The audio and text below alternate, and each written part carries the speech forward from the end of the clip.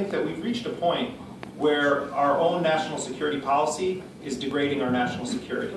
And I think that, I was talking to some college students last night who came to a sneak preview of our film, and I was reminding them that when Governor George Ryan of Illinois issued a moratorium on the death penalty, it wasn't because he was like a flaming member of Amnesty International. It was because there was DNA evidence produced that exonerated people on death row. And they realized through, a lot of it was work done by students at Northwestern University, the Innocence Project, realized that they had put innocent people to death. And George Ryan issued that moratorium so that they could review the death penalty policy in the state of Illinois. We've reached that point with the drone strikes. We reached it, I think, long ago, but no matter what you think, even if you tactically think it's a smarter way of waging war, and you want to argue that drone strikes are an acceptable way to deal with individuals the United States deems to be irreconcilable terrorists and have to die, even if you agree with that, then you should still realize that we are killing so many innocent civilians and so many people that we don't know that we're actually inspiring the very people that you want taken out in a drone strike later. So if you call for a moratorium on it and investigate who have we actually been killing, I believe that we as a society will determine it has been a totally counterproductive policy.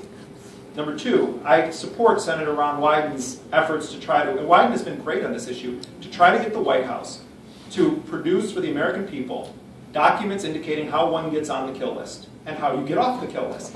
And Wyden is one of the few people that has actually raised this issue. I wish that he would fight harder, but it's hard to slam someone who's already the only one pretty much doing it. And so, Wyden has been fighting a heroic battle over the course of both administrations, Obama and Bush. Wyden told me, and this is in our film, Wyden said that there are two laws in America. There's one law that we all can read and publicly access, and we can interpret it, and reasonable people probably would interpret it in the same way. And then there's how those same laws have been interpreted in secret by the administration. And this goes for certain provisions of the Patriot Act that are secret, and provisions of other laws and the policy of the kill program.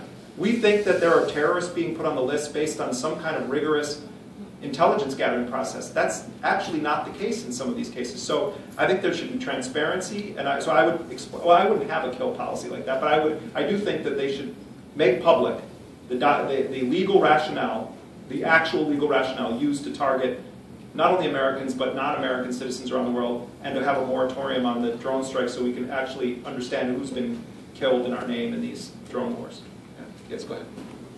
Just for a moment, to put aside the legal and kind of constitutional issues, how about just the effectiveness issue? I mean, there must be dissenting voices within the administration, within the CIA, who say this is just counterproductive. Right. Why don't those fail? Just the yeah. pragmatic argument. The question was about why, are there voices within the CIA or the intelligence community that have been speaking up about this, and you're also emphasizing on a pragmatic level. I know for a fact from talking to people in U.S. intelligence that there is a chill effect that has just raced through the intelligence and military community because of the prosecution of whistleblowers and the unprecedented use of the Espionage Act. The stakes for speaking up are very, very high. Thomas Drake, who was a bigwig at the NSA who blew the whistle on the warrantless wiretapping program, and he had his life ruined for doing that. He works at an Apple store right now, which is nothing wrong with working at the Apple store, and Apple employees are very nice people if you talk to them in a mall or whatever, but that guy was like a top official at the National Security Agency working to develop systems for U.S. national security, and he blew the whistle on something that he thought was illegal and the American people had a right to know, and they tried to prosecute him and go after him, and they ultimately had to settle it. But John Kiriakou, who blew the whistle on some of the torture the CIA was doing, is in prison right now. No one wants to speak out and see their lives ruined. Internal